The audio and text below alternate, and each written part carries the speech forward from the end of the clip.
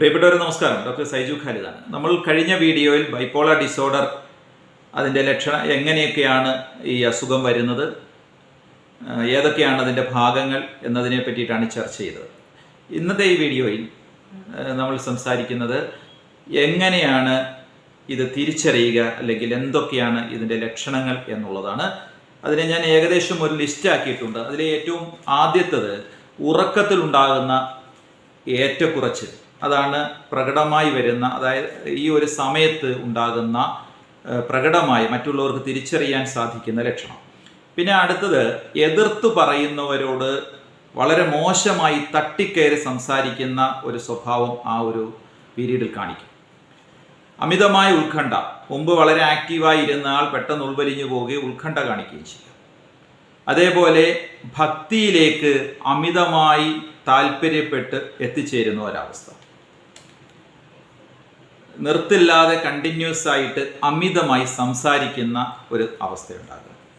അതേപോലെ മുമ്പെങ്ങും കാണിക്കാത്ത രീതിയിലുള്ള അമിതമായ ഊർജം. അടുത്തത് വലിയ ആശയങ്ങളെക്കുറിച്ച് സംസാരിക്കുകയും ചിന്തിക്കുകയും അതെങ്ങനെ പ്രാവർത്തികമാക്കും എന്ന ഒരു ചിന്തയിലായിട്ട് ഓടി നടക്കുക ആ സമയം. അതേപോലെ അടുത്തത് ലൈംഗികമായ കാര്യങ്ങളിൽ അമിതമായ താല്പര്യം കാണിക്കുക. ചിന്തിക്കാതെ പണം ദുർവിനിയോഗം ചെയ്യുന്ന ഒരവസ്ഥ ഉണ്ടാകുക. നിയന്ത്രണം നഷ്ടപ്പെട്ട രീതിയിൽ അപകടകരമായ രീതിയിൽ വാഹനങ്ങൾ ഓടിക്കുക. താൻ വലിയ കഴിവുള്ള ആളാണെന്ന് കരുതിക്കൊണ്ട് അപകടകരമായ പ്രവർത്തനങ്ങളിൽ ഏർപ്പെടുക. വിഷാദം വന്നിട്ട് പിൻവലിഞ്ഞു പോവുക, ഉൾവലിഞ്ഞു പോവുക. സ്ഥിരം ചെയ്തുകൊണ്ടിരുന്ന കാര്യങ്ങളൊന്നും ചെയ്യാതെയാകുക. മറ്റുള്ളവരോട് സംസാരിക്കുന്നതിനോ പുറത്തേക്ക് പോകുന്നതിനോ ഒന്നും താല്പര്യം കാണിക്കാതിരിക്കുക. മുൻപിൻ നോക്കാതെ ആവേശകരമായ തീരുമാനങ്ങൾ എടുക്കുക.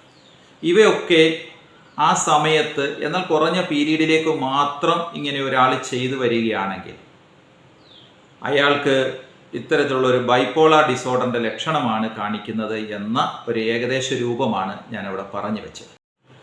ഇത്തരം ഒരു അവസ്ഥ ഉണ്ടാകുമ്പോൾ എന്ത് ചികിത്സയാണ് കൊടുക്കേണ്ടത്? അതിൽ ഏറ്റവും ആദ്യത്തേത് ഒരു സൈക്കാട്രിക് ഡോക്ടറെ കണ്ടിട്ട് മെഡിസിൻ എടുക്കുന്ന രീതിയിലേക്ക്, അതിൻ്റെ തോതനുസരിച്ച് മെഡിസിനിലേക്ക് പോവുക.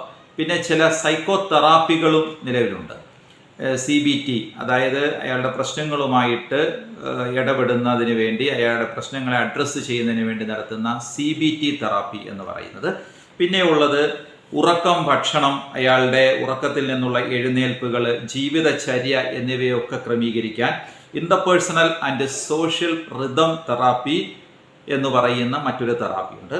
അതേപോലെ കുടുംബങ്ങളിലുള്ളവർക്ക് രോഗിയോട് സഹകരിക്കുന്നതിനും അയാളെ ചിട്ടപ്പെടുത്തിയെടുക്കുന്നതിനും പ്രാപ്തരാക്കുന്ന ഫാമിലി ഫോക്കസ്ഡ് തെറാപ്പി തുടങ്ങിയ നിരവധി തെറാപ്പികൾ സൈക്കോളജി ലെവലിലും കൂടി ചെയ്യാനുണ്ട്. ഇങ്ങനെ ഉള്ള രണ്ടും കൂടെ സംയോജിപ്പിച്ചുകൊണ്ട്, മെഡിസിനും ഈ സൈക്കോ തെറാപ്പികളും കൂടി സംയോജിപ്പിച്ചുകൊണ്ട് നമുക്ക് ആ രോഗിയെ സാധാരണ ജീവിതത്തിലേക്ക് കൊണ്ടുവരുവാൻ തീർച്ചയായിട്ടും കഴിയും.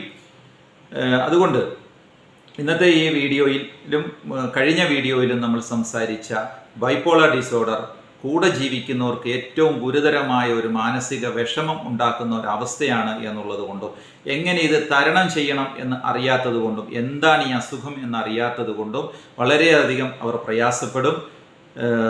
തീർച്ചയായിട്ടും ചികിത്സിച്ചാൽ ഫലമുണ്ടാകുന്ന ഒരു അസുഖം തന്നെയാണ് അത് എന്ന് നിങ്ങൾ മനസ്സിലാക്കുക. ഒരിക്കൽ കൂടി ഈ വീഡിയോ എല്ലാവർക്കും ഷെയർ ചെയ്യുവാൻ അഭ്യർത്ഥിക്കുന്നു. Thank you.